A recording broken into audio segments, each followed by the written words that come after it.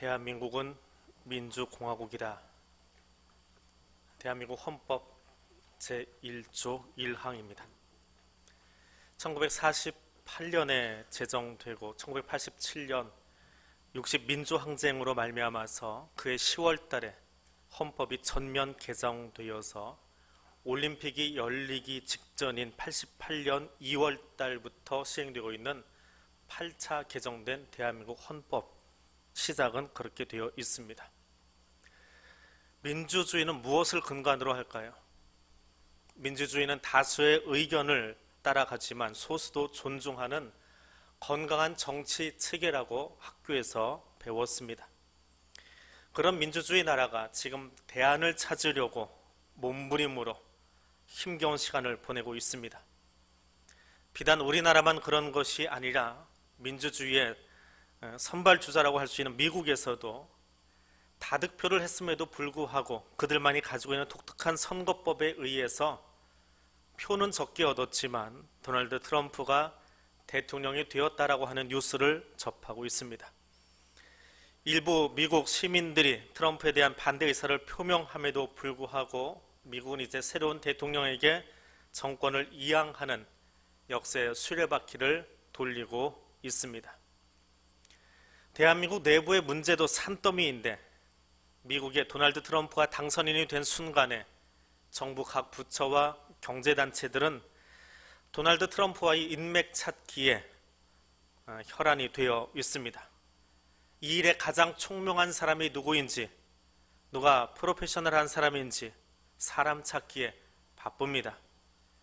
누가 세계 최강대국인 미국을 계속해서 우리의 우방으로 붙잡아 놓을 수 있을까에 관심이 있습니다. 똑같은 모습이 비단 우리나라만이 아니라 역사 이래로 모든 인류의 관심사였고 오늘 본문에 나오는 고린도 교회도 예외는 아니었습니다. 특별히 그리스와 헬라 철학의 영향을 받은 고린도 교회는 말의 지혜에 참 많은 관심을 가졌습니다. 이 사람들이야말로 말에 있어서는 프로 중에 프로들이었습니다.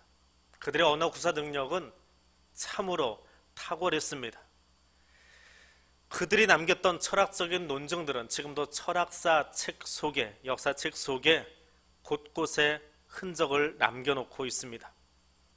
근데 그런 말의 지혜자, 그런 프로 가운데 하나였던 바울이 예수를 만난 뒤에 고린도 교회를 향해서 그 말의 지혜로 세상을 끌고 나가는 것이야말로 가장 어리석은 행동이라고 꼬집어서 이야기하고 있는 것을 듣게 되어집니다.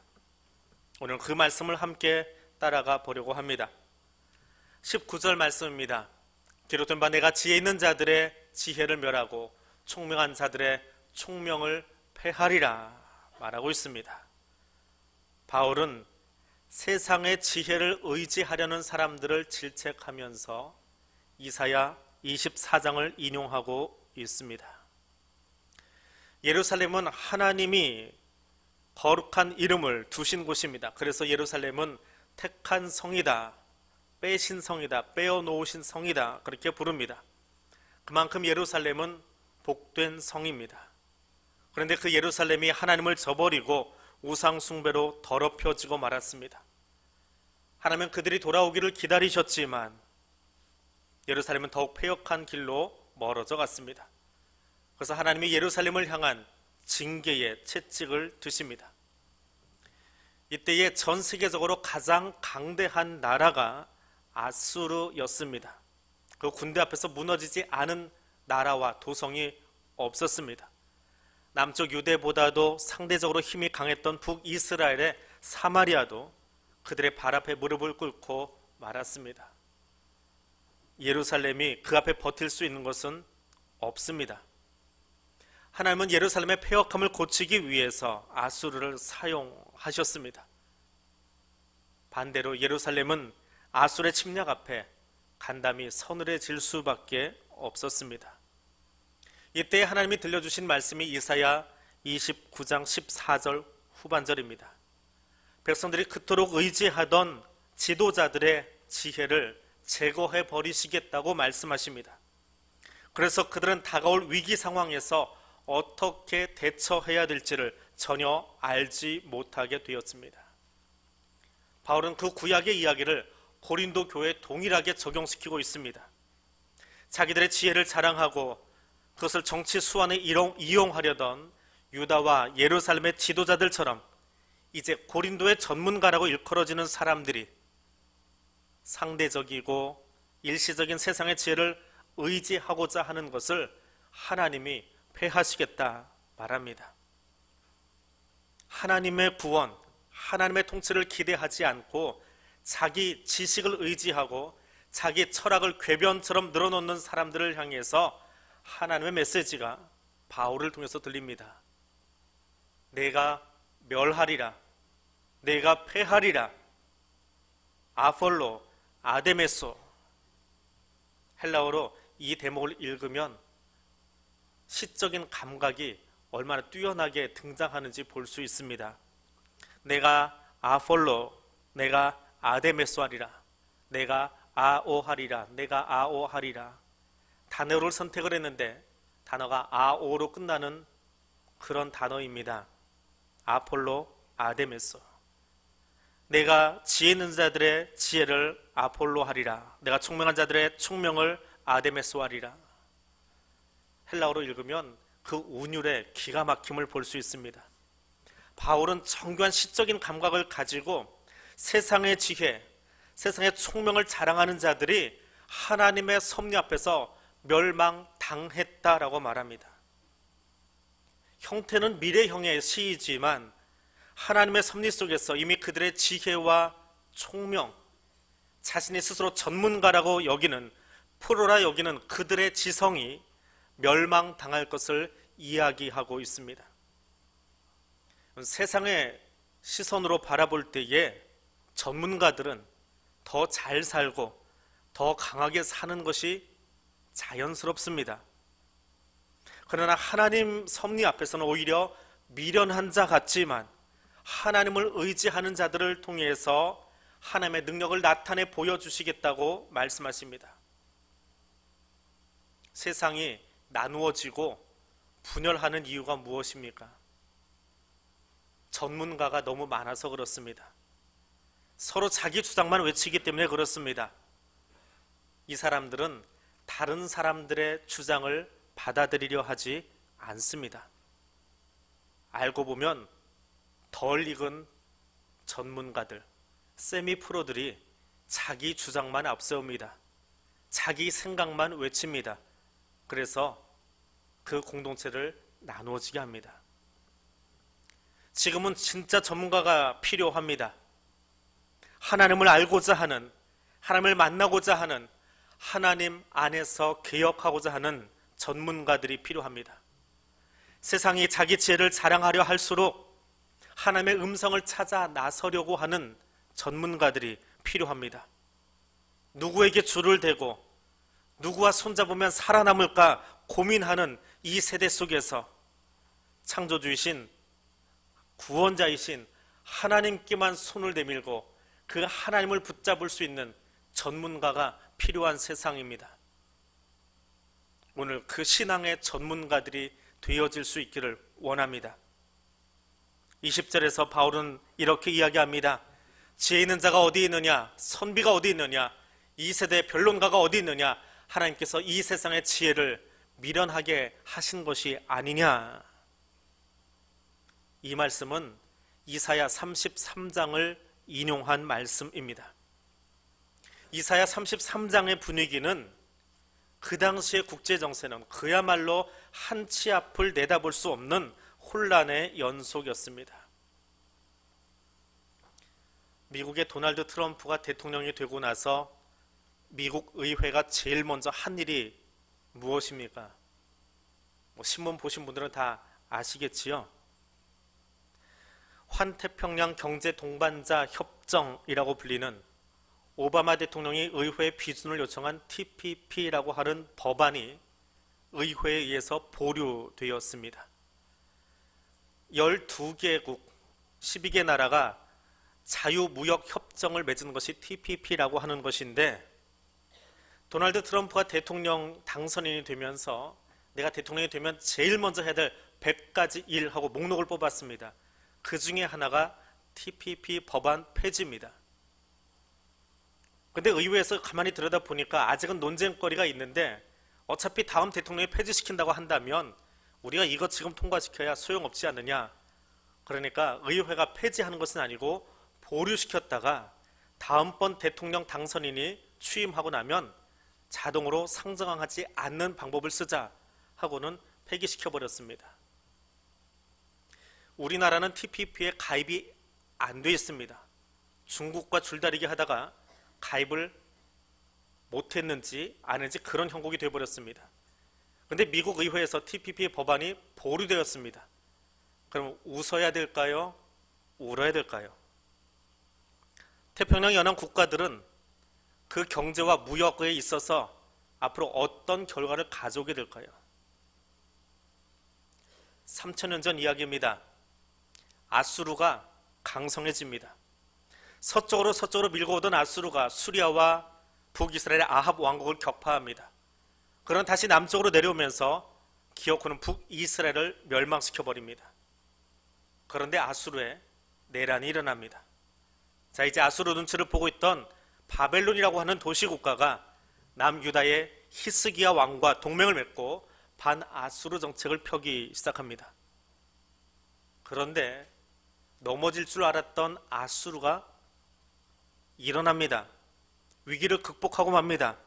그리고 아수르의 사르곤 2세가 바벨론을 제압해버립니다. 그리고 왕이 바뀝니다. 정권이 바뀌었지요. 그 정권의 교체기에 바벨론이 다시 한번 아수르에 반항을 합니다. 근데 새롭게 된 사람이 누구냐면 산헤립이라고 하는 사람입니다. 이 사람이 그야말로 바벨론을 납작코가 되게 해버렸습니다. 근데 국제정세를 파악하지 못하고 있던 남유다가 애굽의 25번째 왕조, 애굽도 참 왕조가 많이 바뀌었는데 25번째 왕조와 손을 잡고 계속해서 반아수르 정책을 펼치기 시작합니다. 심기가 불편한 사람이 누굴까요? 사네립입니다. 바벨론을 납작코 되게 만들었던 사네립이 가만히 있질 않습니다. 이제는 여세를 몰아서 서진으로 남진으로 남유다를 향해서 쳐들어옵니다. 막강한 아수르의 군대 앞에 아스글론과 에글론 도시들이 국경의 첨단 방어 도시들이 다 점령을 당해버립니다. 그리고 아수르는 예루살렘을 먼저 친 것이 아니라 애굽이 더 이상 팔레스타인의 영향력을 행사하지 못하도록 애굽과 이스라엘 경계에 있는 라기스라고 하는 남쪽 국경 도시를 무너뜨려 버립니다. 그래서 이 이야기 이후로 이집트는 아프리카의 강대국으로 전락해버리고 맙니다. 그 강력한 군대가 이제 예루살렘을 에워쌌습니다. 국경의 첨단 수비 도시를 다 무너뜨려 버린 사네립의 군대가 예루살렘을 에워쌌습니다. 이제는 죽는 일만 남았습니다. 유대 모든 도시는 이미 다 황폐화되었고 남아난 산업 자본이 없습니다. 그렇게 풍전등화와 같은 때에 하나님이 이사야를 통해서 주신 말씀이 오늘 20절에 나오던 말씀입니다. 그것이 이사야 33장의 말씀입니다. 누구를 의지해야 되나? 이 폭풍 속에서 우리에게 평안을 줄 자가 누구인가? 두려움의 밤을 지나는 유다에게 하나님께서 말씀하십니다. 어젯밤 편안하게 주무셨습니까? 뉴스 보면서 혹은 인터넷 생중계로 광화문의 상황을 지켜보면서 편안한 밤이셨습니까? 유다 사람들이 그 밤이 그렇게 무서웠습니다. 근데 그때 하나님이 주신 메시지입니다. 너는 지난날 무서웠던 일들을 돌이켜보며 격세지감을 느낄 것이다. 서슬이 시퍼렇던 이방인 총독, 가혹하게 세금을 물리고 무리하게 재물을 빼앗던 이방인 세금 징수관들, 늘 너의 뒤를 밟으며 감시하던 정보원들, 모두 옛날 이야기가 될 것이다. 이사야 33장의 이 본문을 세번역으로 번역해 놓은 것입니다. 백성들은 그날 밤에 보았습니다. 그날 밤에 예루살렘을 포위하고 있던 사내립의 18만 5천의 군대가 그 밤에 다 죽는 것을 보았습니다. 혼비백산한 사내립의 군대가 놀라서 본국으로 퇴각해버립니다. 살아남은 소수의 군대는 바벨론으로 돌아가자마자 전쟁에 실패한 사내립을 시해해버립니다. 아수르의 쇠퇴한 밤의 이야기입니다. 바울은 그 이야기를 끌어당겨서 고린도의 사람들에게 전합니다. 사내립처럼 자신의 지혜로 만들어진 것이 가장 아름답다고 여기고 있던 고린도의 사람들에게 이야기합니다. 헬라 철학의 백미가 무엇인지 아십니까? 철학의 백미가 무엇인지 아십니까? 내 지혜로, 내 철학적인 사고로 만들어진 이상향의 나라, 이데아의 나라, 그것이 그들의 가장 아름다운 모습입니다. 그것을 헬라어로 코스모스라고 부릅니다. 가을에 들판에 피는 꽃 이름이 아니고요, 시간을 이야기하는 단어 중에 하나인데, 우리의 이상향으로 만들어진 그 시간과 그 장소와 그 나라, 코스모스, 이게 철학적으로 가장 아름다운 나라예요. 그런데 그냥 아름다울 뿐만이 아니라 헬라 사람들은 그 코스모스와 같은 세상을 숭배했습니다. 그 나라를 만들고 싶어서 숭배하고 있었습니다. 그런데 하나님의 사도 바울을 통해서 이야기하십니다. 그게 20절이에요.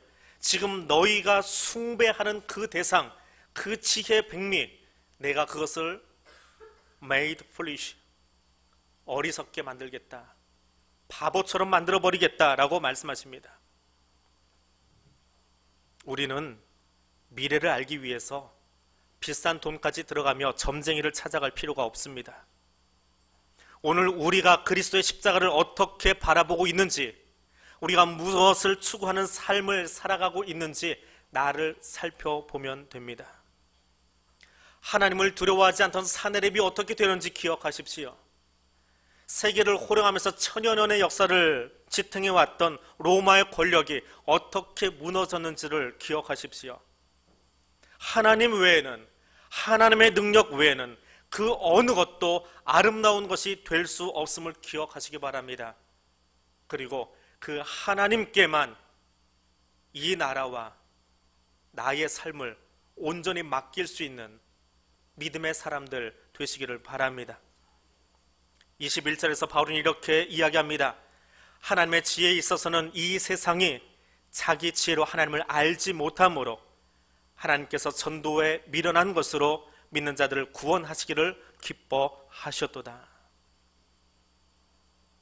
하나님은 세상의 지혜를 가지고는 찾아갈 수 없는 존재입니다. 하나님은 세상의 지혜가 그 정도에 머물도록 만들어 놓으셨기 때문에 그렇습니다. 오히려 하나님은 세상 사람들이 보기에 가장 어리석어 보이는 십자가 복음을 통해서 믿는 자들을 구원하기로 작정하셨습니다. 하나님이 어디 계십니까? 지금 하나님이 어디 계십니까? 사도 요한은 말합니다. 빛이 어두움에 비추되 어두움이 깨닫지 못하더라. 하나님께서 하나님의 지혜를 세상에 알게 하셨습니다. 그런데 세상은 그 하나님을 알지 못합니다. 하나님의 빛이 나를 둘러싸고 있음에도 불구하고 알지 못하는 것이 어둠입니다. 그런데 신기하지요? 아무리 칠흑같이 어두운 밤에도 반딧불 한 마리가 꽁지에 불을 켜고 날아다니면 그 주변이 환해지는데 말입니다. 그런데 하나님의 빛이 나를 둘러싸고 있는데 그 빛을 느끼지 못한다라고 하는 것은, 보지 못한다라고 하는 것은 무슨 말입니까? 영적 소경이라고 하는 말입니다. 눈이 어두웠기 때문에, 영적 세계를 분별하지 못하기 때문에 하나님이 그 빛으로 나를 애워싸고 계심에도 불구하고 하나님을 보지 못하고 하나님을 알지 못하고 깨닫지 못하더라고 하는 겁니다. 그리고는 여전히 자기 방식과 자기 지혜로 세상을, 교회를, 나라를, 내 주변을 바꾸려고 합니다. 고린도 교회 성도들을 보십시오. 유대계 출신의 그리스도인들은 표적과 기사를 구합니다. 이적이 있으면 참 좋습니다. 간증자들의 이야기를 듣고 병이 낫는 것, 그게 예수 믿는 것인 줄 알고 자랑하고 있었다는 말입니다. 반면에 헬라파 그리스도인들은 철학자의 후예답게 철학으로, 지혜로 하나님을 찾습니다. 언어 유희의 화려함으로 내가 성경 지식을 이만큼 많이 알고 있으니까 내가 예수 잘 믿는 거야, 너 성경 좀 읽어라 라고 자랑하는 것이 헬라파 그리스도인이었습니다. 오늘 나는 어디를 기웃거리고 있습니까? 예수 믿노라 하면서 여전히 돈과 권력과 학위가 우리의 미래를 보장해 줄 것처럼 찾아다니고 있지 않습니까? 십자가의 순종과 희생을 가르쳐 주신 예수의 복음을 들고 세상 한복판에 서시기를 바랍니다. 그러나 그 순간 세상은 여러분을 거절할 것입니다. 남보다 더 많이 알아야 되고 더 많이 가져야 하고 더 힘이 있어야 세상에서 승리할 수 있습니다. 그러나 어떤 이유로도 예수의 복음이 변질되어서는 안 됩니다. 건강과 물질의 축복이 예수의 복음은 아니기 때문에 그렇습니다. 권세와 성공이 예수의 복음은 아니기 때문에 그렇습니다. 예수의 복음은 십자가에서 나를 위해 죽으신 하나님의 사랑입니다. 하나님이 어디 계십니까? 십자가를 통해서 내가 회개하고 변화되기를 원하고 기다리고 계십니다. 다른 사람이 아닙니다. 오늘 내가 예수 십자가 바라보고 회개의 자리에 서지 않으면 안 됩니다. 날로 혼탁해져 가는 세상 속에서 진정한 구원과 복음을 증거하고 하나님 앞에 설 수 있어야 합니다. 십자가는 회개와 회복의 복음입니다. 십자가 앞에서 의는 없습니다. 예수 십자가 앞에는 용서받은 죄인만 있습니다. 그 죄인은 다른 사람이 아니라 바로 나 자신입니다. 세상을 향해서 십자가에 못 박히십시오. 2천만 원짜리 카메라 하나 가지고 검찰청 창문 너머에 광경을 찍어서 특종을 냈던 한 신문사 객원 기자가 있습니다. 두렵지 않습니까? 창문 열어놓고 있으면 누군가가 고성능 카메라를 가지고 우리 방을 엿보고 있다고, 나를 쳐다보고 있다고 하면 말입니다. 그런데 감찰하시는 하나님은 그 카메라와는 비교할 수 없는 세밀한 눈으로 우리를 보고 계십니다. 그 카메라는 그 방 안에 있었던 이야기를 녹음하지 못했지만 나의 말과 내 머릿속 생각까지도 다 읽고 계신 분이 감찰하시는 하나님이십니다. 은밀한 곳이라고 내가 지금 폄하하고 있는 그 사람은 듣지 못하니까 그곳에서 이야기하고 있지만 누가요? 전능자이신 하나님이 내 삶을 그렇게 보고 계시고 그 목소리를 듣고 계시고 내 행위를 보고 계신다고 한다면 거기 험담과 비방과 술수가 난무한 세상이, 거기 나의 삶의 자리가 하나님 앞에 두렵지 않으십니까? 십자가 앞에 서야 할 사람은 다른 사람이 아니라 내가 서야 할 자리입니다. 프로페셔널한 사람은 인맥을 잘 잡는 사람이 아니라 예수 붙잡는 사람입니다. 프로페셔널한 사람은 힘을 자랑하는 사람이 아니라 예수같이 겸손한 사람입니다. 프로페셔널한 사람은 지혜를 자랑하는 사람이 아니라 십자가 복음을 자랑하는 사람입니다. 그래서 바울은 이렇게 자랑하고 있습니다. 내게는 우리 주 예수 그리스도의 십자가 외에 결코 자랑할 것이 없으니 그리스도로 말미암아 세상이 나를 대하여 십자가에 못 박히고 내가 또한 세상을 대하여 그러하니라. 오직 예수만 자랑하는 그리스도인 되시기를 바랍니다. 기도하겠습니다. 하늘에 계신 하나님, 그리스도는 하나님의 능력이요 하나님의 지혜라 말씀하셨습니다. 내가 자랑할 지혜가 예수 그리스도임을 알았습니다. 내가 힘쓸 것은 예수 그리스도의 이름을 전하는 것임을 알았습니다. 혼탁한 세상 가운데서 내가 먼저 예수 그리스도의 십자가 앞에 나아가기를 원합니다. 거기서 내가 먼저 회개하며 부서지기를 원합니다. 세상을 이기신 하나님의 능력을 만천하에 드러내는 예수 전문가 되게 하옵소서. 예수님 이름으로 기도드립니다. 아멘.